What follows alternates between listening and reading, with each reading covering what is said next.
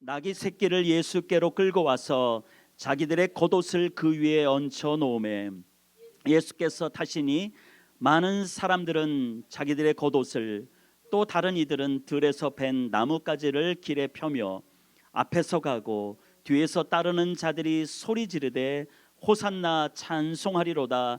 주의 이름으로 오시는 이여 찬송하리로다. 오는 우리 조상 다윗의 나라여 가장 높은 곳에서 호산나 하더라. 아멘. 저는 이 말씀을 가지고 내가 구하는 것이 올바른지 점검해야 합니다라는 제목으로 말씀의 은혜를 나누도록 하겠습니다.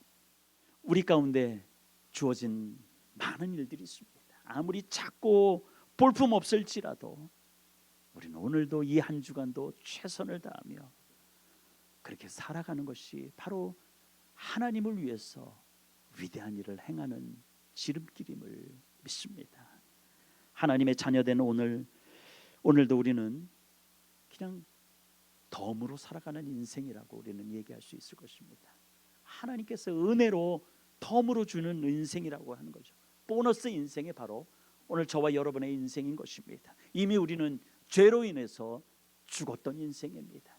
영원히 죽었던 인생이었습니다. 그러나 예수님께서 십자가에 달려 죽으심으로 말미암아 우리 대신 죄값을 지불하셨기 때문에 우리는 새롭게 태어나서 새로운 존재로 살아가는 인생, 덤으로 살아가는 인생을 오늘 우리는 하나님의 자녀로서 그리스도인으로서 오늘을 살아가고 있는 것입니다. 그렇기 때문에 우리는 날마다 주님 앞에 구할 것은 하나님이 기뻐하시는 뜻이 무엇입니까? 라고 말씀을 읽을 때나 기도할 때나 하나님 앞에 물어야 되는 거예요. 하나님이 기뻐하시는 뜻이 무엇이에요?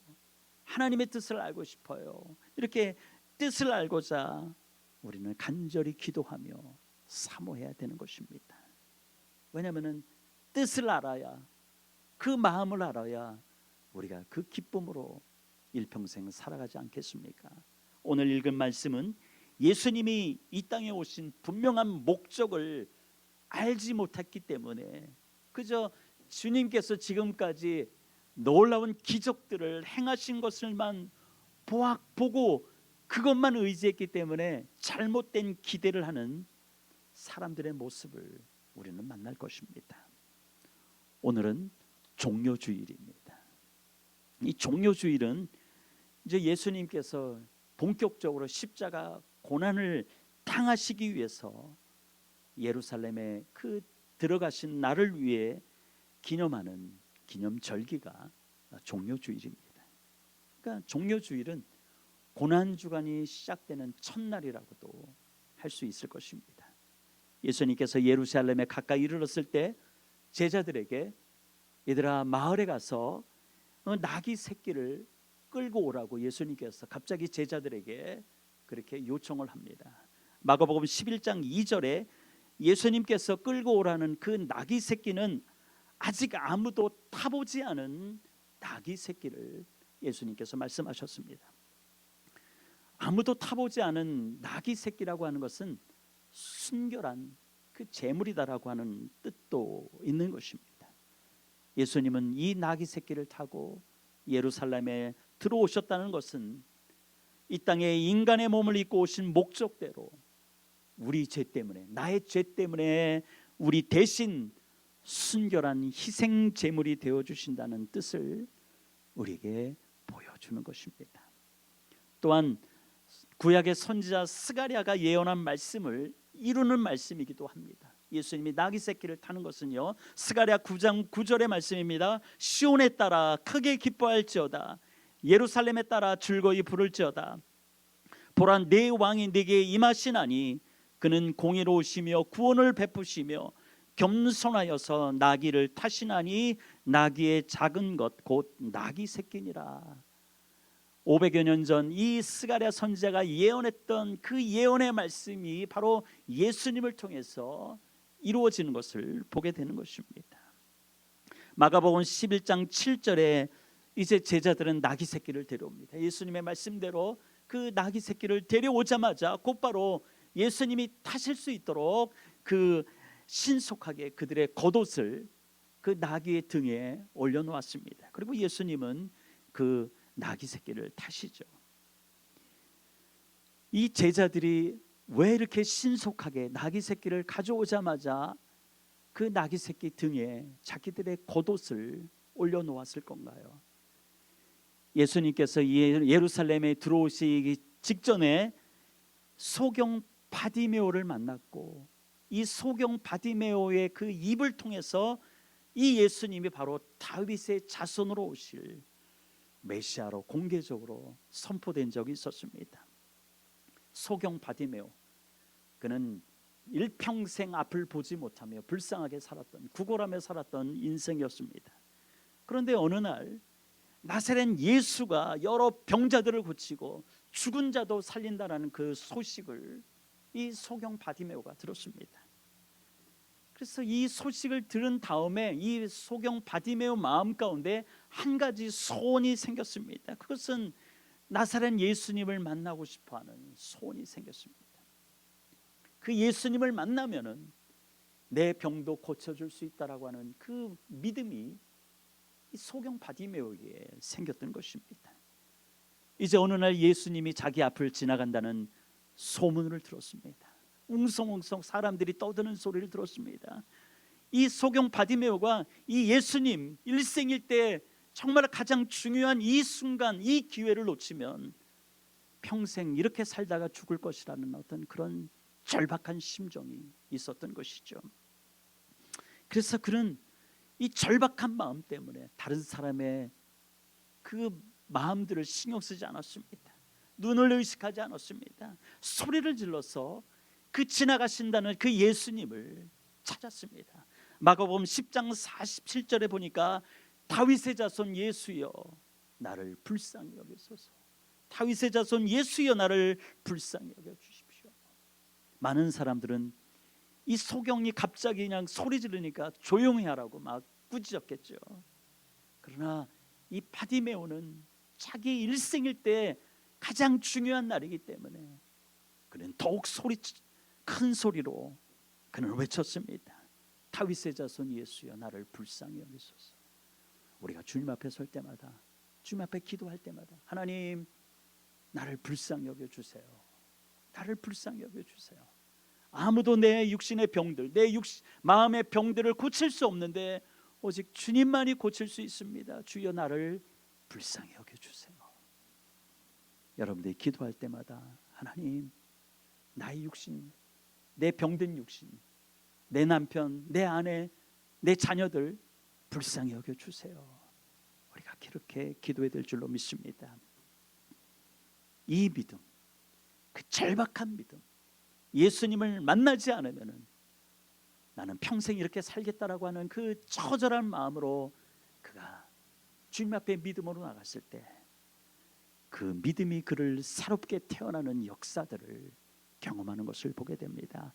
마가복음 10장 52절입니다. 우리 함께 읽겠습니다. 예수께서 이르시되 가라 네 믿음이 너를 구원하였느니라 하시니 그가 곧 보게 되어 예수를 길에서 따르니라. 아멘. 아멘. 믿음이, 하나님은 믿음을 보시고 그 절박한 믿음을 보시고 그를 고쳐주신 것입니다. 여러분 안에 이 절박한 믿음, 주님 나를 고쳐주세요, 나를 살려주세요, 이 믿음으로 주님 앞에 하나님의 놀라운 역사를 경험하게 되시길 주님의 이름으로 축원드립니다. 자, 이 제자들, 이 사건들, 그 3년 동안 예수님을 쫓아다니면서 얼마나 많은 기적들을 보았겠습니까?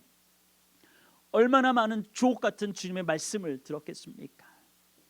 이 말씀들을, 주님이 행하신 기적들을 생각하며 이제 예루살렘 성에 이제는 들어옵니다. 또한 예수님이 다윗의 자손으로 자신들뿐만 아니라 유대인 모두를 지금 로마로부터 해방시켜줄 독립군 투사처럼 이 제자들이 생각했던 것입니다. 그러는 가운데 예루살렘 입성하는 그 준비하는 과정 속에서 나귀 새끼를 끌어오라는 예수님의 말씀이 자신들이 어렸을 때부터 이미 부모로부터 들었던 그 구약 성경의 말씀을 생각할 때, 그 오래전 스가랴 선지자가 예언했던 그분이 바로 이 지금 내가 모시는 예수구나라고 생각하면서 이제는 이 예수님이 자신들을 구해줄 다윗의 자손 왕으로 이 땅에 오셨음을 그들은 그렇게 확신했던 것입니다. 그래서 이 제자들은 예수님이 예루살렘 성에 들어오면은 왕이 될 것이다라고 기대했던 것이죠. 그래서 그들은 예수님이 나귀 새끼를 타고 예루살렘에 들어가신다는 것이 너무 기뻐서 그들은 누가 먼저랄 것도 없이 너도 나도 자신의 겉옷을 벗어서 예수님 타시라고 나귀 등에다가 옷을 얹어 놓는 것을 보게 됩니다. 마가복음 11장 8절에 그 주변에 있던 많은 사람들, 즉 예수님의 그 놀라운 기적들만 보고 또 쫓아왔던 사람들도 마찬가지로 생각했던 것을 보게 됩니다. 예수님이 나귀 새끼의 등에 올라타고 오실 때 많은 사람들이 자신들의 겉옷을 그 나귀 새끼가 지나가는 길에다 펴고 있는 것을 보게 됩니다. 마치 전쟁에서 승리한 그 왕처럼 화려하게 예수님을 환영하며 그렇게 자기들의 옷을 깔고 있는 것이죠. 또 어떤 사람들은 나뭇가지를 꺾어 길에 펼쳐 놓았다라고 기록하고 있습니다. 여기서 나뭇가지로 번역된 단어는 나뭇잎이 많이 달린 가지라는 뜻이거든요. 요한복음에서는 이것을 종려나무 가지라고 이야기합니다. 이 또한 종려나무 가지를 바닥에 이렇게 펼쳐 놓는 것도 왕으로 입성하는 그 예수님을 적극적으로 환영한다는 표시였던 것입니다. 이들은 여기서 그치지 않습니다. 마가복음 11장 9절에 보니까 앞서가고 뒤에서 따르는 자들이 소리 높여 호산나 찬송하리로다 주의 이름으로 오시는 이여라고 외치는 것을 보게 됩니다. 여기서 호산나라고 하는 이 뜻은 어떤 뜻이냐? 우리가 당신께 구하오니 우리를 구원하소서라는 뜻이 이 호산나라는 뜻입니다. 내가 당신께 구합니다. 우리를 구원해 주세요. 이 말은 뭐냐? 지금 우리는 로마의 압제 속에 우리가 종노릇하면서 비참하게 살고 있는데 이 로마로부터 우리를 구해 주세요라고 하는 그런 의미이기도 하는 것입니다. 또한 마가복음 11장 10절에 보니까 찬송하리로다 오는 우리 조상 다윗의 나라여 가장 높은 곳에서는 호산나 하며 외쳤습니다. 이처럼 많은 사람들이 외친 오는 우리 조상 다윗의 나라여라고 하는 것은 바로 유다 나라의 독립을 뜻하는 의미가 있는 것입니다. 예수님의 12 제자와 예수님의 기적과 표적만 따라다니는 많은 사람들이 이제 예수님이 왕이 될 것을 기대하며 자신들을 로마로부터 구해달라고, 이제 좀 평안하게 살게 해달라고 지금 요구하고 있는 장면이 오늘 우리가 읽은 말씀입니다. 그래서 마치 왕 되는 이 예수님이 앞에서 충성서약하듯이 자신들의 겉옷을 벗어서 깔고 잎이 많은 나뭇가지를 그 일에 깔고 있는 것입니다. 사랑하는 성도 여러분, 무엇인가 기대한다는 것은 즐거웁니다. 내가 약을 먹으면은 내 병이 좀 더 회복되고 낫는다는 그 기대감 얼마나 즐거운 일이겠습니까? 내가 수술하면은 깨끗하게 나음을 받을 수 있다라고 하는 그 기대감이 있잖아요. 그 기대감이라는 것은 즐거운 것입니다.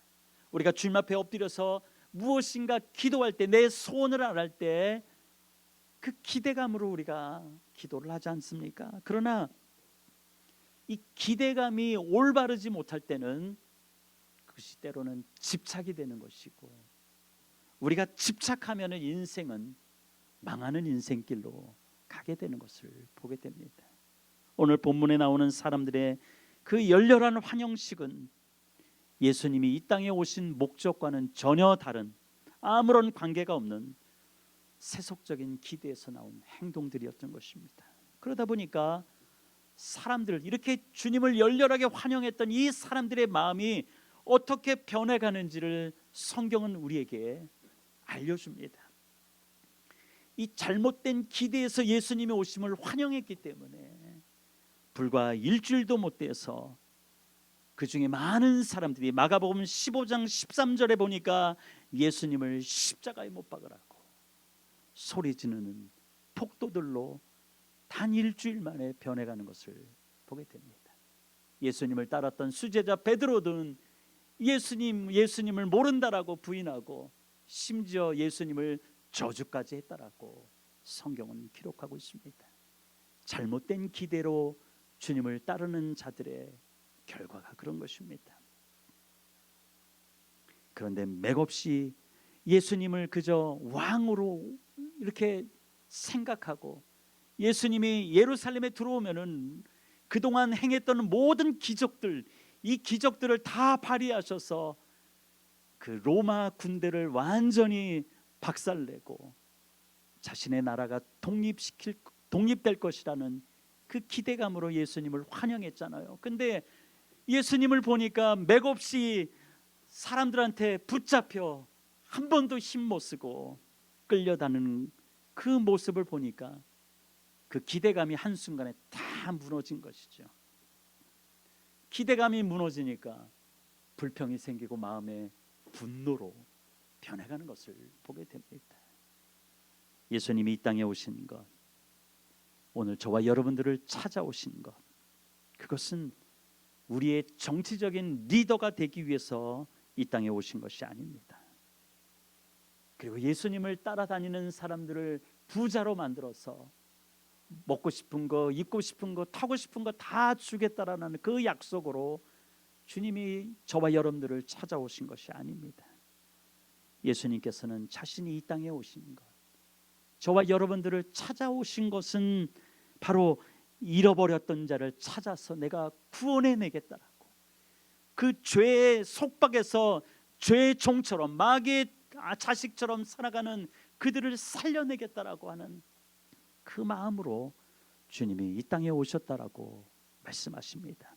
누가복음 19장 10절입니다. 우리 함께 읽겠습니다. 인자가 온 것은 잃어버린 자를 찾아 구원하려 함이니라. 아멘.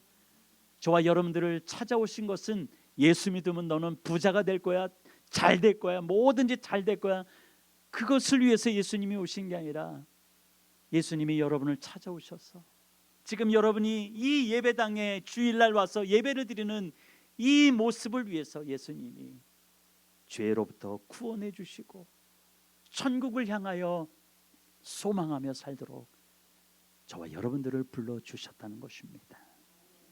예수님이 나귀 새끼를 타신 것은 공의로우며 구원을 베풀며 겸손하신 분임을 우리에게 보여주신 것입니다.